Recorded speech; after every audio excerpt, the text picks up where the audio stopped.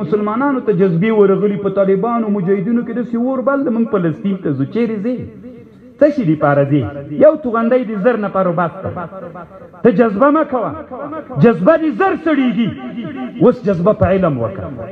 د الله په خاطر ویې که بېځایه ده دا جذبه دی جهاد هلته په مسلمان فرضېږي چې اسباب هم ولري کله کله طالبان پوښتنه کوي موږ ورسو که ورنسو دوی کوي چې د مولیان بې غیرته سوي زر نفره ځئ روان سئ توکل په خدای چې درته کش خو یې که دا زر نفره په یو وار باندې ولي څه دې ترلاسه کېږي ته داسې وکړه دلته تنها شهادت اسلام کې مقصد نه ده د رسول الله په زمانه کې صلی الله علیه وسلم شیخان ناست دي تر 500 نه صحابه شهیدان نه دي رسېدلي فتوحات اسلامي څومره مځکو ته خپرې سوي دي که نه په بیر معونه او په احد کې اویا شهیدان سوي ټوله اسلامي نړۍ خوري اما فتوحات څومره سوي دي اسلامي امت ځوانانو علم ته مخه کوي دغه درد و جذبه مو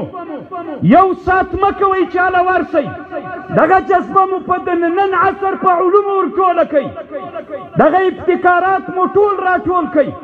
5 کلونو کې داسې زبر ځواک د ځان نه جوړ کوئ بیا د ما شیخ نه پوښتنه وکئ الآن نحن نريد أن نذهب وأن نروح إلى غزوة بيت المقدس هل يجوز لنا أن نشارك فيه والله لا أقول لكم لا درته وایم چې ورځئ قسم په الله که درته وایم چې مه ورځئ نو چې ته اوس اسباب نه لرې دغسې ورځې چې اسباب دې تیار کړي وي داسې خطرناکه وسله در سره وي چې هلته یې 14 د اسرائیلو تیاره راسي ته یې کته را وغورځوي مقاومت و مقابله وسي بیا په دواړو سترګو باندې ورسه جذبه مه کوه جذبه دې نن په علم متمرکزه که هغه علم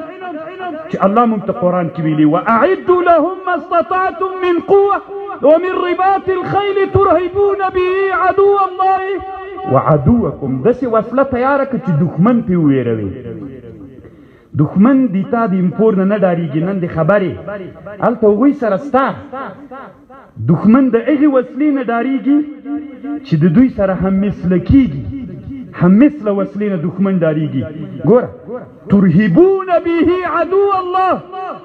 داسې وسله تیاره که چې دښمن پې وډار شي هم مثله ترې فوق څومره خوند به وکړي